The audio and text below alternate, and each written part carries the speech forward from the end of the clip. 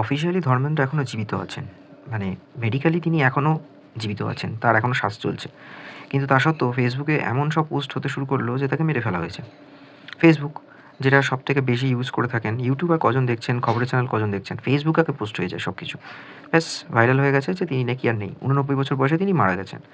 এবার তো আমিও অবাক হয়ে গেলাম। বললাম, "কী ব্যাপার হলো?"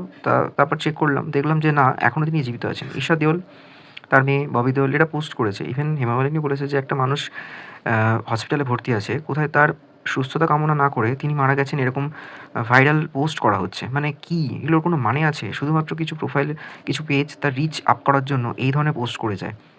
এরকম ঘটনা আগেও ঘটেছিল যে বাইরের দেশের বেশ কয়েকজন সুনাম খ্যাত, বিখ্যাত মানুষজন তারা হয়তো অসুস্থ রয়েছেন, বলা হয়েছে তারা মারা গেছে। এ ধরনের ঘটনা আগেও ঘটেছে, এবারও দেখলাম ঘটেছে। ববি দেওয়ালকে নিয়ে সাথে করে ঈশা দেওল দেখতে গেছেন, সালমান খান, শাহরুখ খান তারা দেখতে গেছেন। পরে যেগুলো আমি নিউজে দেখলাম, বাট এখানে এমন করে বলা হলো যে তিনি নাকি মারা গেছেন। মানে এগুলোর কোনো লজিক পাওয়া যায় না, এগুলোর কোনো রিজন খুঁজে পাওয়া যায় না যে এগুলো কেন হয়। তবে একটা কথা আছে জানেন তো, যে কোনো মানুষ যখন মৃত্যুর সাথে পাঞ্জা লড়ছে, সেই সময় যদি তার এই ধরনের ঘটনাগুলো আরও ছড়িয়ে দেওয়া হয়, তাহলে বলে তার আয়ু বেড়ে যায়। আশা করছি ধর্মেন্দ্র খুব তাড়াতাড়ি সুস্থ হয়ে উঠবেন। তার ৮৯ বছর বয়সে কিছু শ্বাসকষ্টজনিত সমস্যা থাকার জন্য ব্রিচ ক্যান্ডি হসপিটালে ভর্তি হওয়া।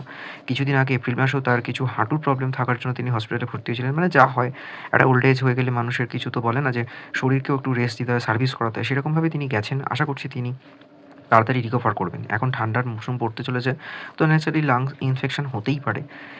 ইভেন এখন ৮৯ বছর বয়সে তিনি পরপর বই করছেন। এই বছর শাহিদ কাপুরের সাথে একটা বই হয়েছিল ২০২৪-এ। তারপরে আরও পরপর বই আসছে।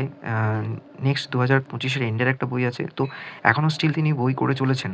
তো একটা কর্মঠ মানুষ, যে ৫০ বছরের বেশি সময় ধরে বলিউডকে তার শ্রেষ্ঠ নিদর্শন উপহার দিয়ে গেছে, তার সুস্থতা কামনা করাটা আমাদের আগে লক্ষ্য।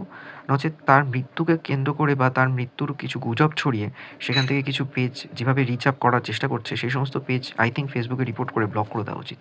আর মানুষজনকে বলব যে আপনারা গুজবে কান না দিয়ে প্রপার নিউজ